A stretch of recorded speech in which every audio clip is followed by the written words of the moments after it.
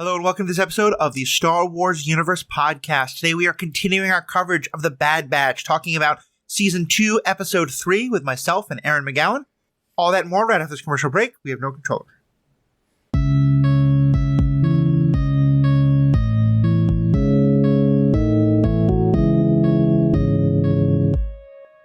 Welcome back. I'm Matthew, your host, they, them pronouns. I'm joined as I am every week on the Bad Batch coverage by Erin McGowan. Erin, how are we doing today? I'm doing good. Doing good. Staying home, which is safe for me right now because the world is a skating rink. Yeah, Erin and I both live in the Great Frozen North, Canada South, as it's often referred to, Minnesota, where I was just told that the winds and roads are so bad that no DoorDash is delivering. And when you know that's happening, you know that things are pretty bad. So we're home, but we've got another great Bad Batch episode to talk about. Erin, what'd you think of this one overall? I know I say this every week, but I really liked it. Like, I loved having a Crosshair episode. Like, it's just what we needed. You know, like, give the Batch their time to breathe. We'll get back to them, but, like, really checking in, like, what's the Empire doing? What's Crosshair doing? Oh my god, Commander Cody! What's he doing? So, I think most people are listening to this, they've probably seen the episode very recently, but, you know, some may have not seen it and just want to be caught up. Or folks can be going back and watching this later. Give us a quick summary, Erin, of what happened in this episode. Yeah, so this episode opens with Crosshair. It shows him he's kind of like alone, ostracized from the clones as always. And he goes up to Admiral Rampart. We find out he's been cleared medically to go back to duty after being abandoned on Kamino for, I think it was 36 days.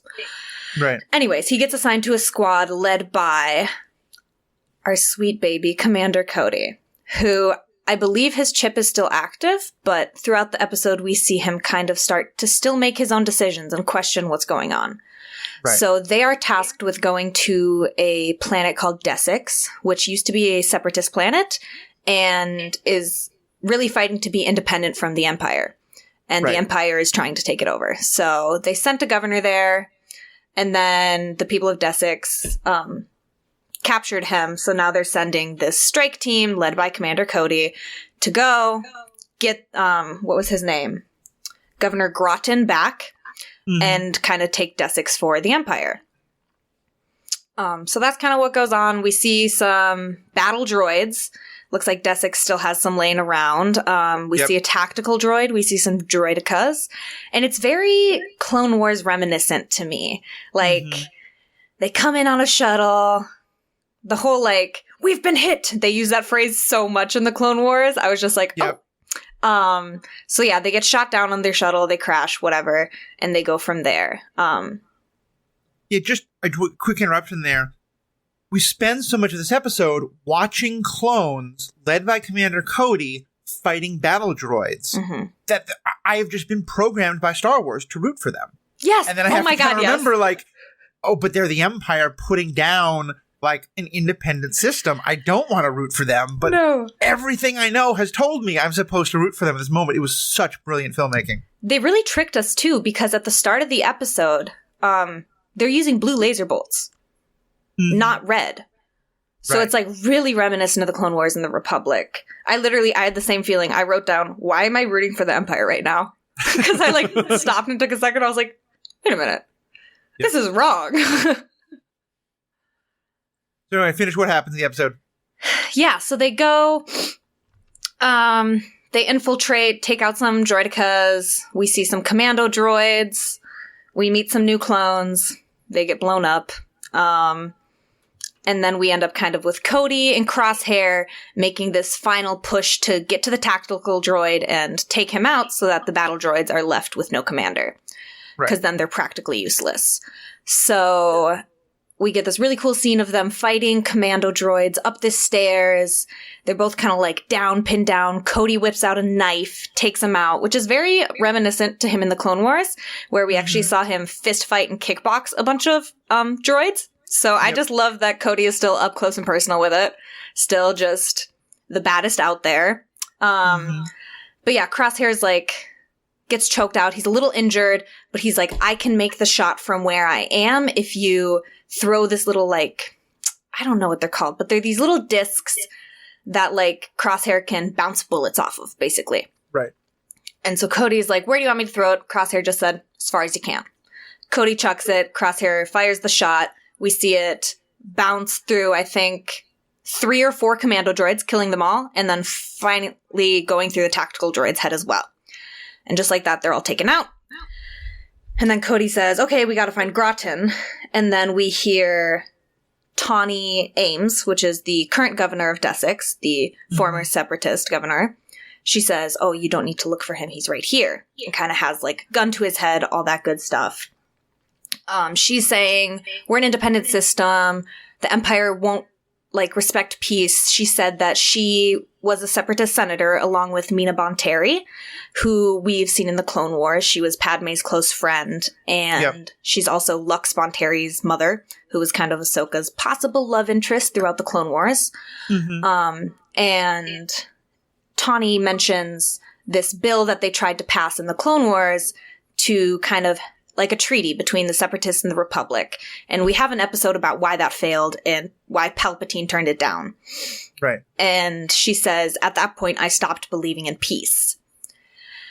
And Cody's like, peace can still be an option. And he kind of puts his hands up. He takes his helmet off, humanizes himself, puts his gun down. He said, peace can be an option. Like, we're here to help. Which is another thing he says earlier in the episode. There's a child and a mother who see the clones coming in and they're scared and they try to like run away. And he goes, it's okay. We're here to help. And he believes that. He really believes that at this point in the episode. And so he's saying to Tawny, like, we can have peace. We just like, you let him go. We'll talk it out. And she's eventually convinced. She lets Governor Groton go.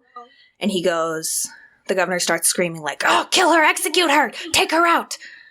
And Commander Cody's like, well, I promised her a peaceful resolution. Like, I'm not gonna do that. And he's like, are you disobeying me? Don't disobey me, blah, blah, blah. He's arguing with Cody, and then we just hear a shot fire, and it pans over to Crosshair. We see the smoke from his gun.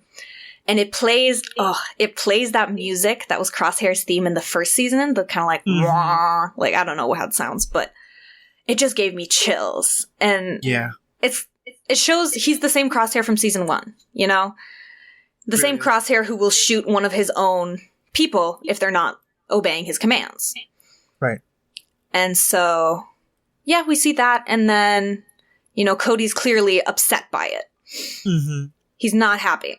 They get back on the shuttle, go back to whatever planet they started on. I don't think it's stated. But they have this little conversation, Cody and Crosshair, and Cody's saying, I wrote it down. He's saying, do you think we're doing good? Do you think the Empire is actually fighting for the right thing? Right. Crosshair says, like, I'm a soldier of the Empire, and therefore, like, I do what they tell me. Right. And Cody says to him, you know what makes us different from battle droids? We make our own decisions. That means we also have to live with them. And we see Cody... earlier when Cody had said, do you think what we're doing what's right? And Crosshair said what he said. We can see Cody, really his face kind of like falls. Like we see that he was reaching out to Crosshair, really hoping to connect, hoping that they were on the same page about this. And they're not. Yeah. And you see him kind of like come to that conclusion, realize what he's going to do. And they part ways. And then we see Crosshair again in his bedroom, not sleeping because he's alone and sad, whether he wants to admit it. And then he gets called to Admiral Rampart's office again, who's now Vice Admiral Rampart. He's gotten a promotion since offing the commander in the last episode, I guess. Oh, yes. So we see Crosshair go up to the office. He gets assigned a new mission. And Rampart's like, okay, you're going to be under CT, blah, blah, blah. Right. Crosshair's like, what happened to Commander Cody? Why not under Cody? Rampart's like, Cody? Who's that? Crosshair goes, CT-2224. He goes, oh, well, he appears to have gone AWOL. Funny how all the clones around you seem to disappear. And so he really just lays, like, kind of coming at Crosshair, like, implying that he's part of the problem. Mm-hmm. And we see Crosshair just like, it really makes him angry because he's there and in his mind, he's doing everything right. He's fighting for the Empire. He's following every order. And yet he's still being doubted. He's still being abandoned on Camino because of the squad that he came from. And because the people that happen to be around him are disappearing. And yeah, I felt like this episode is now every clone that Crosshair had a relationship or a connection to has deserted or left. Yeah. Because Clone Force 99 was very separate, and the only regs that they liked or were friends with were Rex and Cody. Mm-hmm. And so Crosshair is now completely alone. Yeah. And so I think we'll see more of that and how it affects him throughout the season. Yeah, I think that's such a good way of putting it. And we know that's happening from the very beginning because the episode title is The Solitary Clone. There's so much in this episode to go into. I want to just start with Cody, though, because I think one of the questions I think that a lot of us have had throughout all of this is, what exactly is the chip doing? Does the chip only control Order 99 stuff? Sorry. Does the clone only control Order 66 stuff? Does the chip only control Order 66 type stuff, like about the Jedi? Is the chip all about like obedience in general? Because there's a line fairly early on where Crosshair is talking about something that they have to do, and how like it's and Cody says, well, good soldiers, and he doesn't say the exact phrase. He says something like good soldiers, we follow orders, or something like that. Yeah. It's very clearly a reference to that, but it's not the exact wording. And to me, I really love this because what I feel like what it's saying is that, yes, the chip is there. Yes, the chip controlled Order 66, but that now time has passed. Maybe the chip is fading a little bit, as we saw happen to, we saw it kind of activate start to go early. Yeah. In Tup's case, it kind of activated too early, but you also wonder, like, do they start to degrade over time? But certainly for Cody, at least, he when he has this moment of conscience, he is able to act on his own conscience. He's not just blindly following orders. Mm-hmm. And to me, that's a lot more interesting because now we're introducing agency. Now we're introducing, like, at this point, the clones are starting to think for themselves. And that discussion they raise is one that I think is, that happens in the militaries all the time about when are you supposed to question your orders because they're maybe not the right thing the way you think they are. Yeah. Yeah, I think that conversation, watching it through the second time, at first I was like, okay, they're just conversing, and how it went is Cody says something like, I heard the rest of your squad defected at the start of the war, or the start of the Empire. And Crosshair was like, yeah, whatever, like, they're weak, but, like, I'm here, I'm a soldier of the Empire. Right. And then I think Cody in that moment was kind of hoping Crosshair would have sympathy for Clone Force 99 and be on the same page, because I think at this point he's already starting to question the Empire a little bit.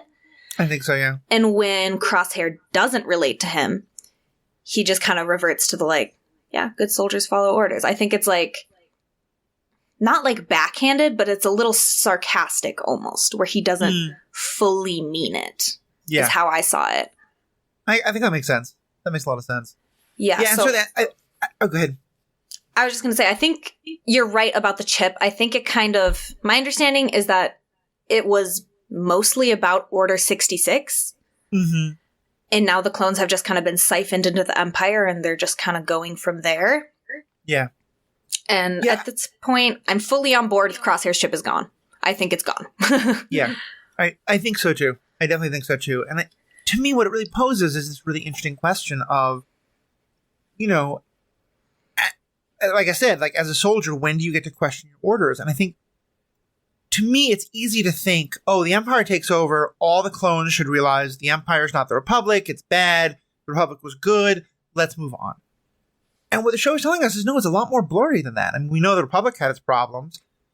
And, like, if you were within a system and all you're hearing is the propaganda, I understand why a part of Cody did think that the Empire is doing good. And that it is, he saw the horrors of the Clone Wars. Him and Obi-Wan talked about that a lot. Mm-hmm. And, like, the Clone Wars are over now. And he can go to that woman and child and be like, no, we're here to bring you peace. And to me, like, Rex turned immediately, and you totally get why, in part because they took out his chip.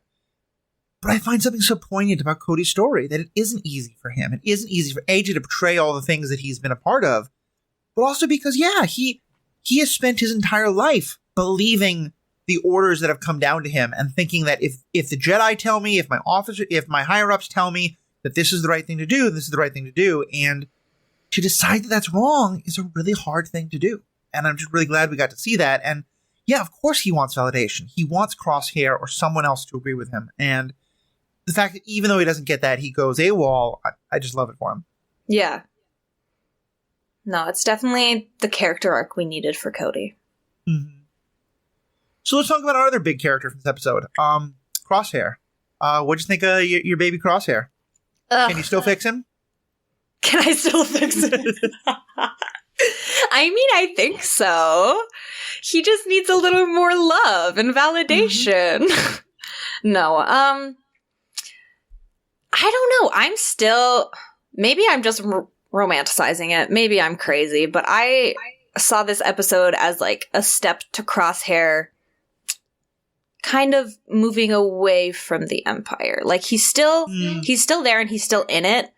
But I think, as I said earlier, everyone he knows defecting and just being so ostracized, being the only clone in his armor, being the only clone without a squad, I think it's starting to get to him. And so it could go either way. We might see him dive deeper into the Empire and really just like, this is my thing, this is what's going on, this is all I am. Yeah. Or we might see it start to affect him in a more negative way and have him start to like question and think more for himself. Yeah. I think so too. And I think that's the big breakthrough, because I think in the same way that Cody is kind of tortured by these questions, Crosshair is trying as hard as he possibly can to not ask the questions. That line where, like you said, where Cody asks, do you think we're really doing the right thing? And he just refuses to even want to engage with it. It reminds me a lot of ways of, like when you have a friend or a loved one who's in a bad situation and they don't want to recognize it with a partner or a friend or a parent or a job, whatever. And I've certainly been this person. And like people try to point it out to you and you just get super defensive. You're like, no, that can't be. My fundamental value is that this person, this job, this family, this situation is good. Not only do I want to question it, but I'm going to reject anyone who wants me to question it. But then, more and more people start pulling back because they can't deal with that with you anymore. And you come to that place where it's like, oh yeah, all of these people are pulling back from me. All these people are walking away from me. What is happening? Why is this happening? It might not be that. And I'm not saying that the walking away is the thing to do in those other situations. It can be, cannot be. That's a totally different question. But like the fact that, and in some ways that it takes that other non-clone kind of needling him a little bit. I mean, like, why is it that everybody all the clones you hang out with wind up disappearing? It's funny because I think from the very beginning, Crosshair, I don't think he has a conscience. I don't think he is the person who's going to be like, oh no, we've been doing these terrible things. Like, I'm just really curious to see where Crosshair goes now that he's alone. Because I don't see him being the one who's like, oh no, we're doing these terrible things to people. Like, that was never what he was thinking about. But I think he is going to start thinking for him about, like, who are my brothers? Who is my family? And then maybe the Bad Batch are still the people he wants to be with. Yeah. I mean, I hope that's what we get. Right. But also, I could see them pushing it off for another season or two because he's just such a good villain. Right. Well, I mean, he may well take that tack of, yes, they're all leaving me because, they're horrible. Like, how dare they abandon me? And so he's going to go on this, like, I could see him kind of breaking away from the Empire and just basically being like, no, I don't care about the Empire anymore. I just want revenge. I want to take out the Bad Batch. And him being this kind of like non-imperial thing. I could see that too. Because that was a big thing in the finale of season 1. And he brought it up in mid-season 1 too, but about like, you abandoned me. Like, I thought no man left behind. Yeah. What happened to that? And he really kind of throws that in Hunter's face. So I could see him falling down that path more and just being like, no, you guys left me, therefore you're dead to me. And I'm going to make you dead. The resentment, the anger, all of that, the defensiveness. Because he doesn't want to look at what everyone else is seeing. Mm-hmm. To switch gears for a second, I want to talk just a bit about Tawny Ames, because she said something that made me so happy. I literally had to pause it and watch it again, which is where she says, in this, Dooku was right. And what she's talking about is like the failings of the Republic. And you and I haven't talked about this much, but it's one of my favorite hobby horses, that I think the Dooku of the first part of Attack of the Clones, before we know he's working for Palpatine, is much more interesting, because, like, I always thought the Separatists are much better characters if we know that there are good reasons why they're doing it. The Republic is corrupt. And you can understand that, there's a lot of people who just want to make money, and that's fine, but that there are these independent systems who think the Republic is broken and corrupt and want nothing more to do with it. And when she says that, the Republic, always had this potential to become kind of much more fascist and like the Empire, she says, as Dooku warned, it just made me so happy, because it was, to me, like, it always felt like there was this tension with the Separatists of, on the one hand, they're making good points, they're pointing out the failings of the Republic. On the other hand, they're all just, either Sith or trying to make money and trying to exploit people, and they're terrible. And I just really liked seeing this perspective of people who were like, whatever else about Dooku and all of them, like, the Republic was never it. Mm-hmm. Yeah, I liked that a lot. I caught on to that too. And I kind of like the duality of Dooku we get, because the first 2 episodes of this season were about how he was corrupt and he stole from his people and he just wanted riches and to fuel the war. And here we see, yes, that was all true, as can be true with leaders. They can be corrupt, but they can still have valid points. And he did. A lot of the worst demagogues in our history have been ones who do point out a real corruption, do point out a real problem, and get people fired up, because the people are angry at what's happening to them, but then says, so we're going to replace it with this other thing that's going to be horrible and terrible. And so I think you're right that I hadn't even thought about that, how much we're seeing that duality of him from episodes 1 and 2, but you're right, it all fits together so well. Yeah, it seems like I almost feel like Filoni recognized the 2D-ness of Dooku in the Clone Wars and is making an effort to explain the character better post-mortem and give him better reasons. And especially with the episodes from Tales of the Jedi that we got about Dooku, and then this afterwards, I'm just really loving what we're learning about this character. We're getting the character that we needed from Dooku. Yeah. And that and the book that came out about him, I think it was last year, Dooku Jedi Lost. It's actually a script for a play, but it's really good. And it also goes a lot more into Dooku's background and history. So those are the big things I had. Any other things about the episode you wanted to comment on that we haven't gotten into? One thing that it was just a little thing. At the very start of the episode, when Crosshair walks into the mess hall, he sits down by 2 clones. They're at the other end of the table, and they get up and they leave. But before he sits down with them, we hear them talking, and one of them says, did you hear the, the defense recruitment bill is up for vote again. I hope it doesn't pass for our sake. Right. And so that's the bill that Admiral Rampart and Tarkin were really pushing for in the first season to get conscripted soldiers versus clones.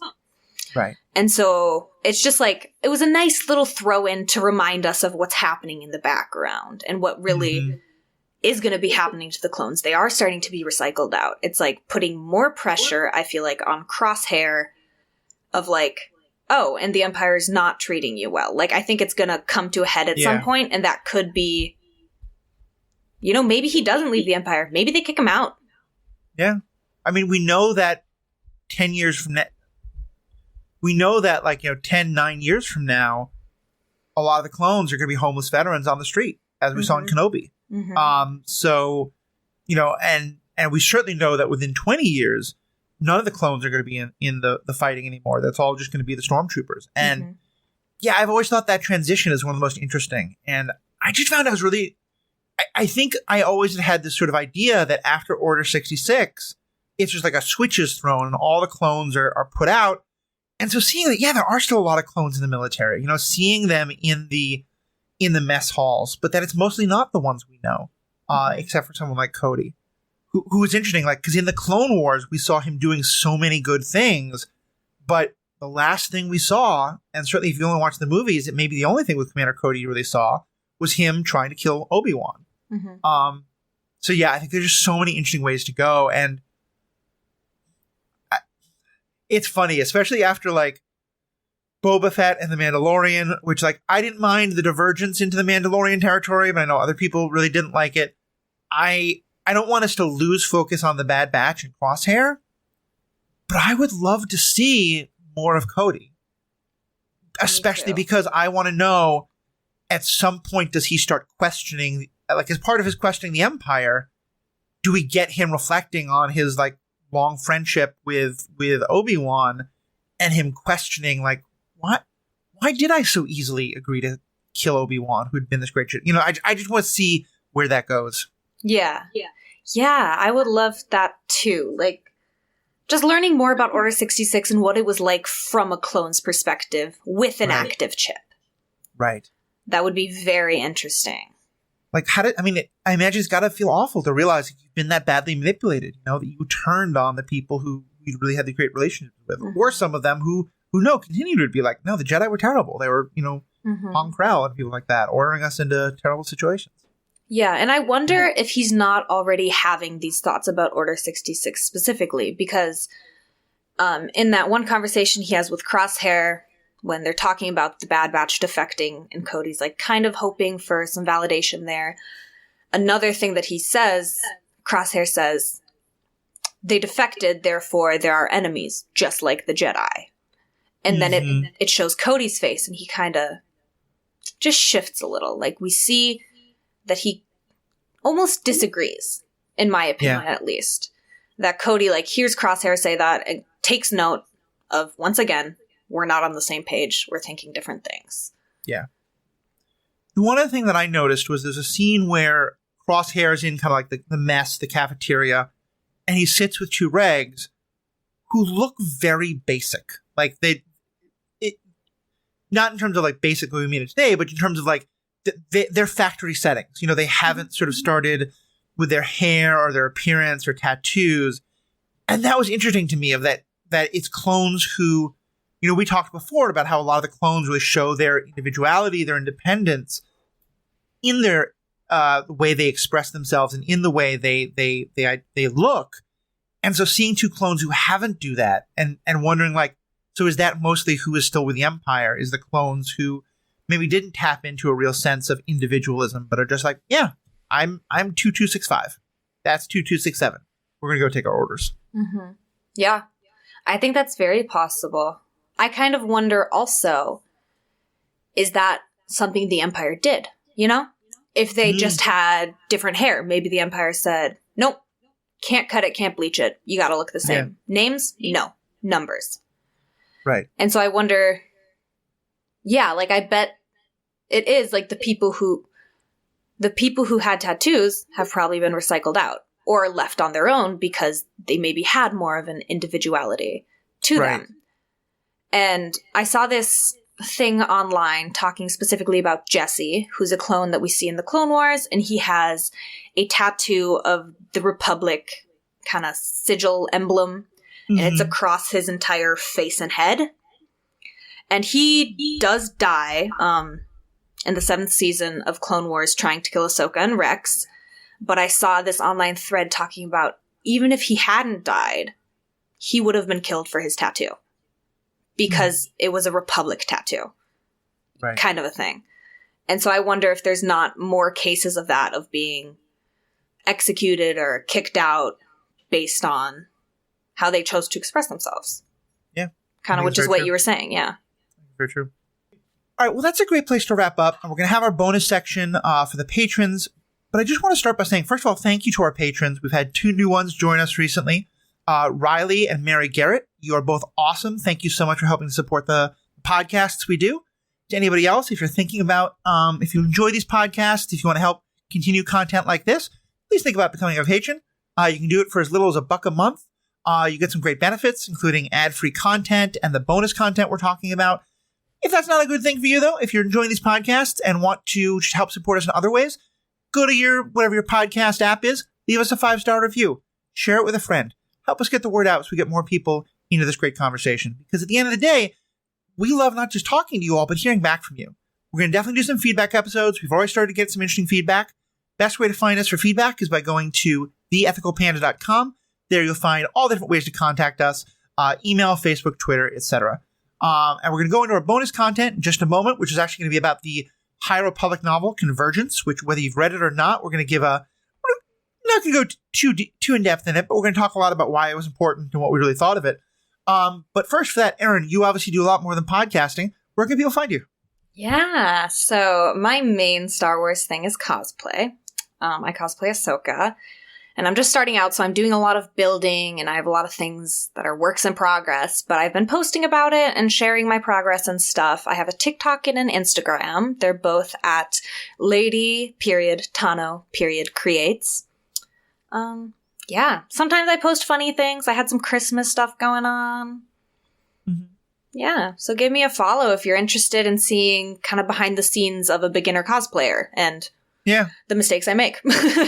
It's a lot of fun because I had no idea what went into all that stuff, and so watching someone go through the process, do things that, like, to my untrained eye, it all looks awesome, but being like, okay, well, actually this didn't work out the way I wanted. How you balance the exact look versus like what you can actually put on your head, keep on your head for a while. It's just really great. So definitely check all that out. If you're a patron, stay tuned for the rest of the content. For everybody else, thank you so much for listening. Have a great day.